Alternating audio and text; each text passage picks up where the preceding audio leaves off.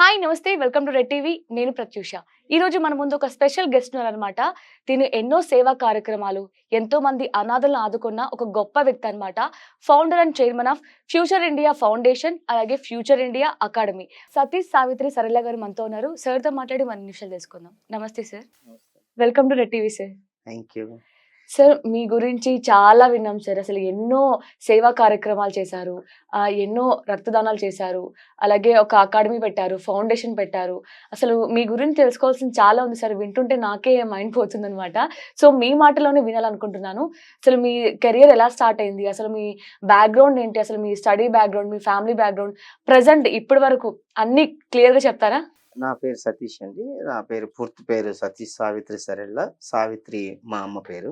ఇంకా చిన్నప్పటి నుంచి మేము ఏలూరు, వెస్ట్ గోదావరి డిస్ట్రిక్ట్ ఏలూరులోనే చదువుకున్నాము. మా చిన్నప్పటి నుంచి కూడా మేము ఒక మిషనరీ స్కూల్లో చదవడం వల్ల ఒక చారిటీ అనేది లేకపోతే చిన్న చిన్న కార్యక్రమాలు చేయాలనేది చిన్నప్పటి నుంచి మాకు స్కూల్ డేస్ నుంచే మాకు ఒక అలవాటు ఉంది.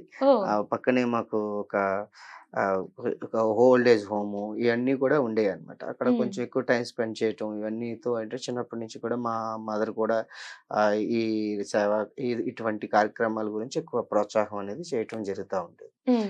స్లోలీ నేను ఎదుగుతూ జరగడం జరిగింది. దాంట్లో భాగంగా నేను యానిమల్ హస్బెండరీ డిపార్ట్మెంట్లో వర్క్ చేశాను. ఒక 20 years వర్క్ చేశాను. అదే డిపార్ట్మెంట్లో ఒక చిన్న స్థాయి ఉద్యోగం నుంచి డిప్యూటీ డైరెక్టర్ అడ్మినిస్ట్రేషన్ వరకు నేను ఒక రాష్ట్ర స్థాయి ఉద్యోగిగా నేను అక్కడ కార్యక్రమాలు అక్కడ ఉద్యోగంలో పదోన్నతులు పొందుతూ ఒక మంచి క్యాడర్లో ఉన్నాను. అలాగే మా డిపార్ట్మెంటల్ అసోసియేషన్లో కూడా నేను యానిమల్ హస్బెండరీ మినిస్ట్రీ సర్వీస్ అసోసియేషన్లో స్టేట్ ప్రెసిడెంట్గా వర్క్ చేయటం, ఏపీ ఎన్జిఓస్లో ఒక మంచి స్థాయిలో వర్క్ చేయటం ఇవన్నీ అసోసియేషన్లో చేస్తూ ఉన్నాను. తర్వాత ఫైనల్గా నేను ఏపీ ఎస్టీ కమిషన్కి డిప్యూటీ డైరెక్టర్గా సెక్రటరీగా వర్క్ చేయడం కూడా జరిగింది. సో ఇక అక్కడ ఎస్టీ కమిషన్కి వెళ్ళినప్పుడు తర్వాత నాకు ఒక చిన్న సంఘటన జరిగింది. ఏంటంటే అక్కడ చాలామంది ఎస్టీ పిల్లలు చాలామంది చదువుకోకపోవటం, తర్వాత అంటే వాళ్ళకి సరైన ఇది లేకపోవటంతో నాకు కొంచెం అనిపించింది. ఇది మంచిగా మనం మంచిగా చదివిస్తే ఇంకా మంచిగా వీళ్ళ పిల్లలు బాగుపడతారు, సొసైటీలో ఇంకా మంచి ఉన్నతమైనటువంటి స్థితికి వెళ్తారు అనేది నాకు బాగా అనిపించేది. మీన్ వేళ ఈ మధ్యలో కోవిడ్ ఒకటి రావటం, ఆ కోవిడ్లో నాకు కూడా కోవిడ్ వచ్చింది. సో నేను కోవిడ్ వచ్చింది కానీ నేనేం సఫర్ అవ్వలేదు. యాక్చువల్గా నేను ఆ మెడికేషన్ తీసుకున్నాను, అక్కడితో నేను చాలా క్యూర్ అయ్యాను. నాకు కోవిడ్లో వచ్చినటువంటి అంటే ఎవరైనా బాధలోంచి ఒక పరిష్కారాన్ని వెతుక్కుంటారు. నాకు సంతోషంలోంచి ఒక సమస్య అనేది రావటం జరిగింది. ఎట్లా అయిందంటే నేను ఒక మంచి క్యాడర్లో ఉన్నాను, నాకు మంచి సర్కిల్ ఉంది, నాకు చాలా మంచి ఫ్యామిలీ, మా ఫ్రెండ్స్ ఉన్నారు, అందరూ ఉన్నారు. సో నాకు కోవిడ్ వచ్చినప్పుడు లక్కీలీ నేను ఒక్కనే ఇంట్లో ఉన్నాను. నా ఫ్యామిలీ వేరే ఊర్లో ఉన్నారు, నేను ఒక్కనే ఉన్నాను. కోవిడ్ వచ్చింది, అందరూ కంగారు పడ్డారు. కోవిడ్ వచ్చింది, కంగారు పడ్డారు. కంగారు పడిన తర్వాత నాకు ఫుడ్కి కానీ లేకపోతే ట్యాబ్లెట్స్ కానీ ఏది వచ్చినా కూడా 5 నిమిషాల్లో నా దగ్గరకు వచ్చేది. ఇప్పుడంటే జెప్టో వచ్చింది, అప్పుడు జెప్టో కూడా లేదు. ఈ జెప్టో మీన్స్ ఆ ఫ్రెండ్స్ కానీ ఫ్యామిలీస్ కానీ ప్రతిరోజు ఈవెన్ మా ఫ్యామిలీ దూరంగా ఉన్నా కూడా మా మిస్సెస్ వాళ్ళు ఏలూరులో ఉన్నా కూడా వాళ్ళు అక్కడి నుంచి కూడా కూరగాయలు అన్నీ వండుకొని తీసుకొచ్చి ఇచ్చేసే పరిస్థితి. అంటే బెల్ కొట్టడం, అక్కడ ఫుడ్ పెట్టడం, నేను తినగా మిగిలిపోయింది ఒక 90% ఉంటుంది, ఇంకో 10 మంది తినొచ్చు అనమాట. అంత సపోర్ట్ నాకు ఉంది. అంటే నేను ఒక మంచి క్యాడర్లో ఉన్నాను, ఒక మంచి ఫ్యామిలీ ఫ్రెండ్స్తో రిలేషన్స్తో ఉన్నాను కాబట్టి ఇంత మంచి జరిగింది. అదే ఏమీ లేని వాళ్ళు ఎక్కడి నుంచో ఇక్కడ వచ్చి బతికే వాళ్ళు ఉంటారు, వాళ్ళకి ఎట్లా ఇలా అని చెప్పి ఒక ఆలోచనతో మనకి ఏదైతే జరిగిందో మంచి వేరే వాళ్ళకి కూడా జరగాలని చెప్పి ఒక పోస్టర్ అనేది రిలీజ్ చేయడం జరిగింది. ఆ పోస్టర్ రిలీజ్ చేసి ఎవరికైనా ఈ కోవిడ్తో ఇబ్బంది పడి ఫుడ్ కోసం ఇబ్బంది పడే వాళ్ళతో ఇబ్బంది పడద్దు, మాకు ఒక కాల్ చేయండి, మీ ఇంటి వద్దకే మేము ఉచితంగా భోజనం ఇట్లా పంపిస్తామని చెప్పేసి అని చెప్పడం జరిగింది. సో నాకు ఫస్ట్ డే ఒక 2-3 ఫోన్ కాల్స్ వచ్చినాయి. తర్వాత నుంచి ఇంకా నెంబర్ ఆఫ్ కాల్స్ అనమాట. ఎన్ని వచ్చినాయి అంటే కూడా మాకు ఫోన్ ఎత్తే పరిస్థితి కూడా కాదు. 3 నెంబర్లకి, 1 నెంబర్ నుంచి 2 నెంబర్లు, 2 నెంబర్ల నుంచి 3 నెంబర్లు, 5 నెంబర్లు అయిపోయింది. లక్కీగా నా ఫ్రెండ్స్ లైక్ ఏలూరులో మా ఓను, నేను విజయవాడలో స్టార్ట్ చేశాను. మా ఓను సిటీలో అంటే ఏలూరులో నా ఫ్రెండ్ ఇప్పుడు మా ఫౌండేషన్ జనరల్ సెక్రటరీ హుస్సేన్ గారు, ఆయన దుబాయ్‌లో జాబ్ చేస్తారు. హ్మ్. ఆయన లక్కీగా కోవిడ్ టైంలో ఏలూరులోనే ఉండటం వల్ల ఆయన కూడా నేను ఏలూరులో మన ఊర్లో మనం స్టార్ట్ చేద్దాం అని చెప్పి ఆయన కూడా చాలా బాగా చేయటం జరిగింది. అలా అలా జరుగుతూ జస్ట్ 1 వీక్‌లోనే ఒక 200 వాలంటీర్స్ మా దాంట్లో జాయిన్ అయ్యారు. ఓహ్! ఓకే. 200 వాలంటీర్స్‌తో మేము డైలీ ఒక 700, 800, 1000 ఫ్యామిలీస్‌కి మేము ఫుడ్ ఇవ్వటం మొదలుపెట్టాం. అది ఎంతవరకు వెళ్ళిపోయిందంటే చాలా బాగా రీచ్ అవ్వటం జరిగింది. హ్మ్. తర్వాత గ్యాస్ మనం ఆక్సిజన్ సిలిండర్స్ ఒక 10, 15 పర్చేజ్ చేసాము. హ్మ్. అది కూడా మేము ఫ్రీగా ఇవ్వటం జరిగింది. తర్వాత అనేక కనీసం చనిపోయిన వాళ్ళని దహన కార్యక్రమాలు చేయడానికి కూడా ఎవరు రాకపోతే మేము మా టీమ్ ఎళ్లి ఆ దహన కార్యక్రమాలు కూడా మేము అంతా కూడా కిట్ యేసుకొని కోవిడ్ కిట్ అంతా వేసుకొని మేమే కార్యక్రమాలు చేసాం. ఓహ్! సో, సార్ మీకు ఇవన్నీ చేయడానికి ఎలా సార్? అంటే ఫైనాన్షియల్‌గా అంటే ఐ మీన్ ఎవరైనా సపోర్ట్ చేసేవాళ్ళా? అంటే ఎవరైనా అదే చెప్తున్నానండి. అది ఒక సంకల్పం. ఇది హ్మ్. ఇక్కడ ఏం జరిగింది అంటే, మేము ఎవ్వరిని కూడా ఈ రోజు వరకు కూడా డొనేషన్ కోసం ఎప్పుడు ఎవరిని అడగలే. హ్మ్. ఆహ్, ఆహ్, డ మన ఫౌండేషన్ కోసం. ఏమైపోతుందంటే ఇక్కడ కోవిడ్‌లో ఒక చిన్న రిక్షా వాడి దగ్గర నుంచి ఆహ్, ఈవెన్ మేమిచ్చిన ఫుడ్ ఇచ్చిన వాళ్ళు ఒక సినిమా ప్రముఖ యాక్టర్ కూడా ఉన్నాడు. ప్రముఖ హ్మ్. డైరెక్టర్ కూడా ఉన్నాడు. అయితే హ్మ్. ఒక జడ్జ్ ఉన్నాడు. ఒక లాయర్ ఉన్నాడు. ఒక డాక్టర్ ఉన్నాడు. ఇక్కడ విషయం ఏంటి అంటే, మీకు సొంత భార్య కూడా అన్నం పెట్టే పరిస్థితి కాదు. ఎందుకంటే ముట్టుకోకూడదు. దగ్గరికి రాకూడదు కాబట్టి. హ్మ్. సో, ఇలాంటి పరిస్థితుల్లో వేరే అవసరం ఈ భోజనం తింటే గాని వాళ్ళు బతికే పరిస్థితి కాదు. కానీ భోజనం పెట్టాలంటే వాళ్ళు ఆ ఇంట్లో కూడా పని మనిషి వచ్చి పని చేసుకునే పరిస్థితి కూడా కాదు. హ్మ్. సో, ఎవరైతే రికవరీ అవ్వటం మొదలుపెట్టారో, ఆ రికవరీ అవ్వటం మొదలుపెట్టిన వాళ్ళందరూ కూడా మాకు డొనేషన్ రూపంలో ఎంతో కొంత సహాయం చేసేవాళ్ళు. ఓహ్! ఆ రకంగా మేజర్‌గా అంతా నా ఫ్రెండ్ సర్కిల్ ఎక్కువ. మా ఫ్యామిలీ వాళ్ళందరూ కూడా "నువ్వు చేసేది మంచిది. మేము ఎలాగో చేయలేకపోతున్నాం. చేయండి" అని చెప్తే డైరెక్ట్ మేము ఏదైతే ఒక మంచి హోటల్ అది కూడా ఎట్లా అంటే మంచి భోజనం నెయ్యితో సహా ఇచ్చే హోటల్ మంచి ఫుడ్ పెట్టడానికే ప్రయత్నం చేశాం. హ్మ్.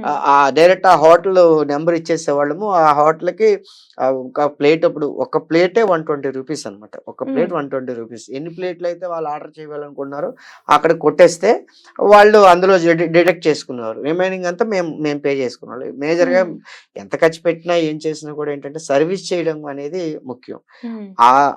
ఆ పరిస్థితుల్లో ముఖ్యంగా మా విజయవాడ నుంచి గాని, ఏలూరు నుంచి గాని, విజయవాడలో మా ఫ్రెండ్ రోషన్ అని, తర్వాత శ్రీకాంత్ అని, బాజీ అని వీళ్ళందరూ కూడా వాళ్ళందరూ షాప్స్ అనమాట. వీళ్ళందరి బిజినెస్ ఈళ్ళంతా.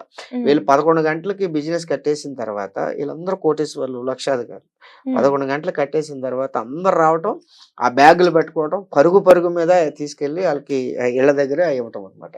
హ్మ్. ఇదంతా కూడా చాలా మంచిగా జరిగింది. చాలా కొద్దిగా అది ఆల్‌మోస్ట్ ఒక 25,000 మందికి మేము రీచ్ అవ్వటం జరిగింది.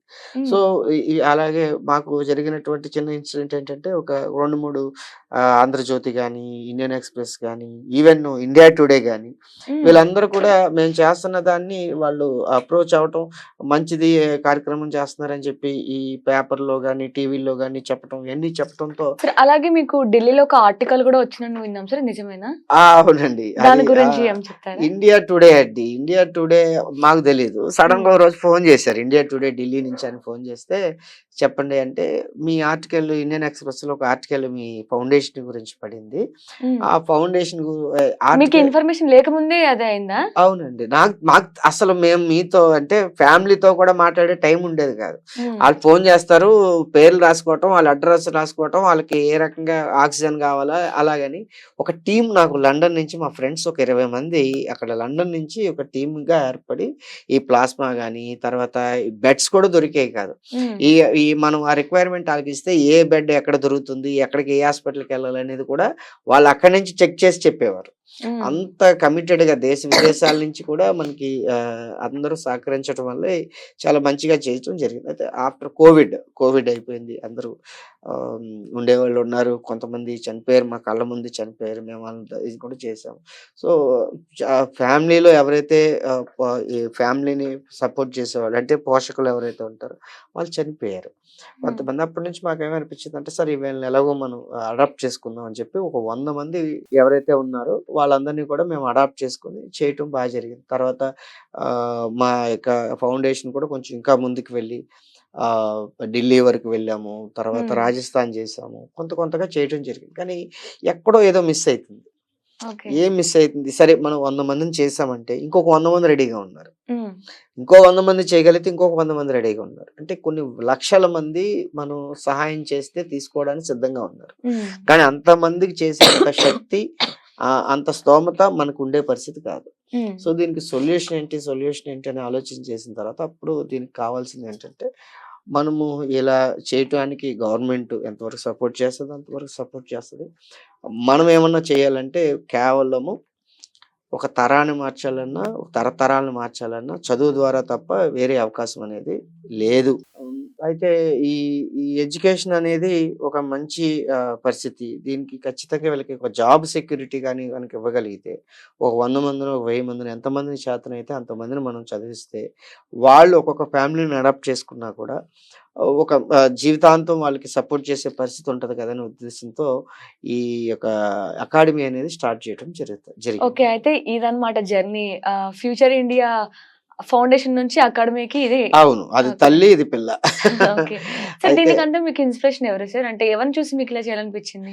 ఇన్‌స్పిరేషన్ అంటే ఈ ఇన్‌స్పిరేషన్ అనేది నేను పెద్దగా ఏమనుకోలేదు గానీ, చెయ్యాలనిపించింది. హ్మ్. మంచి మనసుకు నచ్చింది చేయాలి. చేసేసారు అంతేనా? నచ్చింది చేశాము. దానికోసం ఇట్లా ఉండి చేయటం కూడా కాదని ఫుల్ టైమ్ నేను వాలంటరీ కూడా ఇవ్వటం జరిగింది. హ్మ్. ఆ తృప్తనేది నేను మంచి పొజిషన్‌లో ఉన్నాను.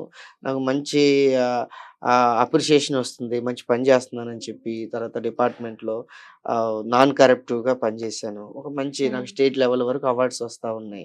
నన్ను రిటైర్మెంట్ నేను వాలంటీర్ తీసుకోనంటారంటారంటే ఎవరు ఒప్పుకోవట్లేదు. అయినా హ్మ్. కూడా ఏంటంటే నాకేదో తృప్తి, ఏదో చెయ్యాలి. నేనింకా ఒక మంచి క్యాడర్‌కి వెళ్తాను. నేను రిటైర్డ్ అవ్వాలంటే నాది 2024లో మేబీ నాది రిటైర్మెంట్. 2024లో నా రిటైర్మెంట్. నేను రిటైర్మెంట్‌కెళ్ళే వరకల్లా నేను చాలా పెద్ద క్యాడర్‌లో రిటైర్డ్ అయ్యే పరిస్థితి ఉంటది. హ్మ్. అదే నేను వాలంటరీ తీసుకొని ఉంటే గనక నేనొక్కడిని కష్టపెడితే ఎవడైతే మిడిల్ క్లాస్ ఉన్నారో, బిలో మిడిల్ క్లాస్ ఉన్నారో, ఎవరైతే ఫైనాన్షియల్‌గా ఇబ్బంది పడి చదవలేకపోతా ఉన్నారో, వాళ్ళని ఒక 100 మంది ఐఏఎస్‌లని ఈ 2047కి అంటే స్వతంత్ర భారతదేశం అయి వచ్చిన తర్వాత 100 సంవత్సరాల భారతదేశం కంప్లీట్ అయ్యేటప్పటికి హ్మ్. నా వంతుగా ఒక middle class, below middle class ఉన్నవాళ్ళు 100 మంది ఐఏఎస్‌లని ఈ దేశానికి ఇవ్వాలని ఒక సంకల్పంతో బయటికి రావటం జరిగింది. ఇక ఓకే. నేనొక్కడినా ఈ 100 మందా అని తేల్చుకుందామని వచ్చాను. మాక్సిమం ఇప్పుడు మన అకాడమీ ద్వారా 150 మందికి మనము ఫ్రీ ఎడ్యుకేషన్ అనేది ఇప్పటి వరకు. సో, ఆహ్, వ ఈ ఒక 100 మంది ఐఏఎస్‌లని భారతదేశానికి ఇవ్వాలనేది మన కాన్సెప్ట్ అండి. హ్మ్. సో, 1:100. సో, హ్మ్. తేల్చుకుందాం. ఒక 100 మంది కష్టపడితే నేనొక్కడినే కష్టపడాలి. ఇబ్బంది పడితే నేనొక్కడినే ఇబ్బంది పడాలి. సరే ఇంక రిమైనింగ్ సర్వీస్ ఏదైతే ఉందో ఈ 20 ఇయర్స్ కష్టపడదాం. ఒక 20 ఇయర్స్‌లో 100 మంది ఐఏఎస్‌లని భారతదేశానికి నిజాయితీ గల ఐఏఎస్ ఆఫీసర్‌లని నా స్థాయి నుంచి అంటే దిగువ స్థాయి ఆహ్, బి మ మధ్య తరగతి వాళ్ళని ఇవ్వాలనే కాన్సెప్ట్‌లో ఈ అకాడమీని స్టార్ట్ చేయడం జరిగిందండి. చాలా గ్రేట్ సార్. అసలు నిజంగా ఒక్క మనిషి ఇన్ని చేయగలుగుతారా అని మిమ్మల్ని చూస్తేనే అనిపిస్తుంది. ఇటు ఏమంటారు అన్నదానం కావచ్చు, రక్తదానం కూడా చేశారని వింటున్నాం. అలాగే అవును. ఇలాగా ఒక ఫౌండేషన్ పెట్టి ఎంతో మందిని ఆదుకొని వాళ్ళకిప్పుడు ఇలా ఫ్రీ ఎడ్యుకేషన్ కూడా ఇస్తున్నారు. ఇది చాలా గ్రేట్ అసలు నిజంగానే. ఈరోజు మిమ్మల్ని కలవడం కూడా మాకు చాలా హ్యాపీగా అనిపిస్తుంది. Thank you so much sir. Thank you.